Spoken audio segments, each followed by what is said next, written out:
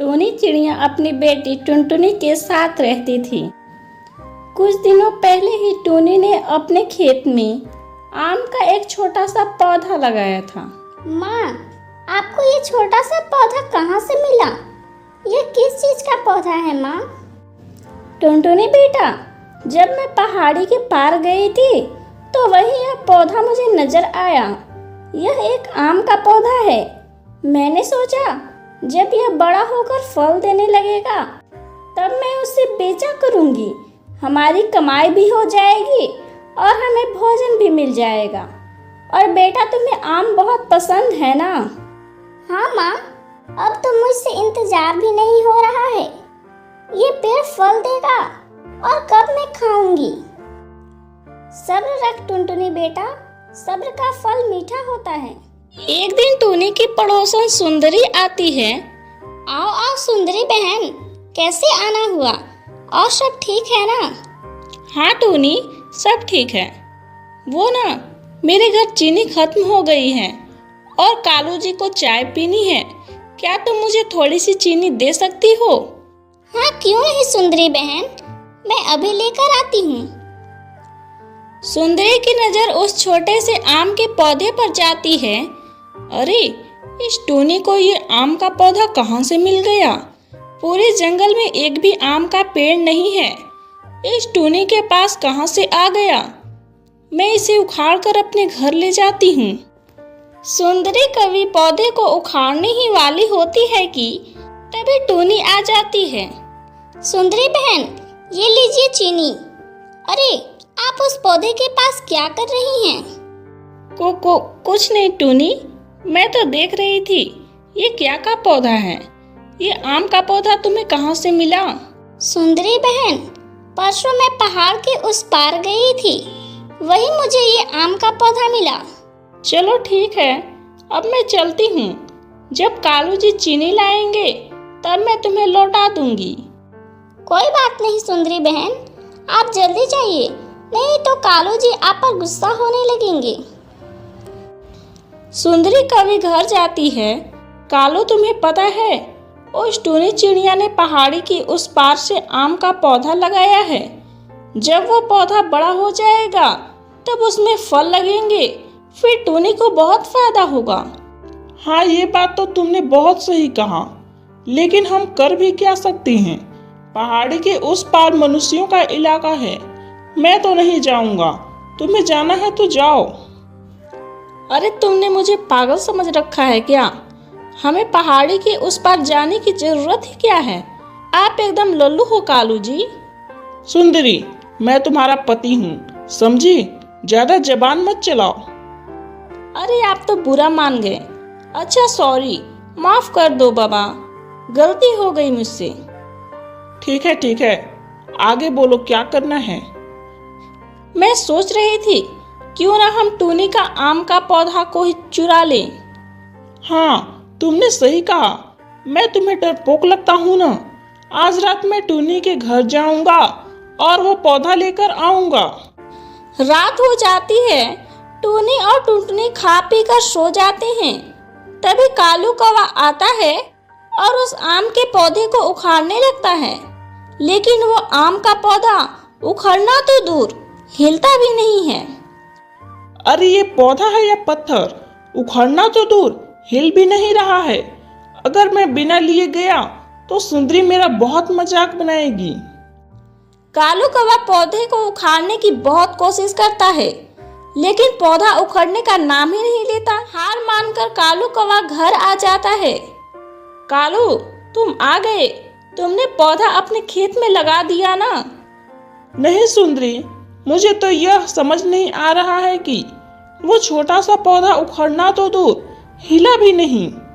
क्या तुमसे उतना छोटा सा पौधा उखड़ा भी नहीं? तुमसे तो एक भी काम नहीं होता है, किसी काम के नहीं हो तुम। अच्छा ठीक है, अगर मैं किसी काम का नहीं हूँ ना, तो जाओ वो पौधा तुम ही लेकर आओ। मैं भी तो देखूं तुम कितनी काम की हो। ठीक है, मैं अभी जाती हूँ। सुंदरी कभी टूनी के घर जाती है। और पौधे को उखाड़ने की बहुत कोशिश करती है, लेकिन पौधा अपनी जगह से हिलता भी नहीं है। अरे कालू जी ने तो सच कहा था, ये पौधा उखड़ना तो दूर, हिल भी नहीं रहा है। आखिर ये कैसा पौधा है? कहीं इसमें कोई चुड़ैल तो नहीं है? भाग जाती हूँ यहाँ से, वरना मैं मर जाऊंगी। सुंदरी कवि अपने घर आ जाती है। क्या हुआ सुंदरी, तुमने पौधा उखाड़ लाया ना? नहीं नहीं कालू जी, वो पौधा तो मुझसे भी नहीं हिला। कहीं वो मायावी पौधा तो नहीं है? हमें उससे दूर ही रहना चाहिए, वरना हमारी जान को खतरा भी हो सकता है। तुमने तो मेरा बहुत मजाक बनाया था ना, अब तुम किस काम की हो? कालू जी मुझे माफ कर दीजिए, मैंने आपको कुछ ज्यादा ही सुना दिया। चलिए अब हम लोग भी सोते हैं। अगली सुबह टोनी उस पौधे के पास जाती है। ये क्या, ये पौधा इतना बड़ा कैसे हो गया? टुनटुनी बेटा जल्दी बाहर आओ, देखो ये क्या चमत्कार हो गया। टुनटुनी बाहर आती है। माँ ये कैसे हो गया? कल तक तो ये पौधा इतना छोटा था, आज इतना बड़ा कैसे हो गया माँ? पता नहीं बेटा, मुझे भी कुछ समझ नहीं आ रहा है। कहीं ये जादुई पौधा तो नहीं है? उस आम के पौधे की बात पूरे जंगल में फैल जाती है। सभी पक्षी उस आम को देखने आते हैं। टोनी तुमने ये पौधा कहाँ से लाया था? कल तक तो ये पौधा बहुत छोटा था, आज इतना बड़ा कैसे हो गया? पता नहीं मुनमुन बहन, ये बात तो मुझे भी समझ नहीं आ रही है। पता नहीं ऐसा कैसे हो गया। टोनी कहीं ये मायावी पौधा तो नहीं है? कहीं हमारे जंगल पे कोई संकट तो नहीं आएगा ना? सभी पक्षी सलाह करते हैं और सलाह में यह आता है कि सभी इस पेड़ को उखाड़ कर फेंक देने की बात करते हैं। तभी टोनी कहती है, नहीं, मैं ऐसा किसी को नहीं करने दूंगी। ये पौधा मैंने लगाया है, यह मेरे खेत में है, किसी को कोई हक नहीं है इसे उखाड़ने का। चले जाओ यहाँ से, वरना बहुत बुरा होगा। तभी कालू कौवा कहता है, टोनी, अगर तुम्हारे वजह से हमारे जंगल पर कोई भी बुरा असर हुआ ना, तो हम तुम्हें नहीं छोड़ेंगे। याद रखना तुम। अभी तो हम जाते हैं, लेकिन तुम हमारी बात को भूलना मत। कुछ ही दिनों बाद उस पेड़ में ढेर सारे रंग बिरंगे आम लग जाते हैं। टोनी और टुनटुनी उस पेड़ को देखकर हैरान रह जाती हैं। माँ ये कैसा पेड़ है? इस पेड़ में तो रंग बिरंगे आम लगे हुए हैं।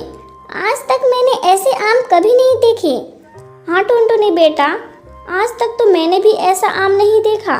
चलो हम खाकर देखते हैं। टोनी और टुनटुनी उस आम को खाकर देखती हैं। माँ ये तो बहुत ही ज्यादा स्वादिष्ट है, इसका स्वाद सबसे अलग है। फिर दोनों माँ बेटी ढेर सारे आम तोड़ते हैं और बाजार लेकर जाते हैं।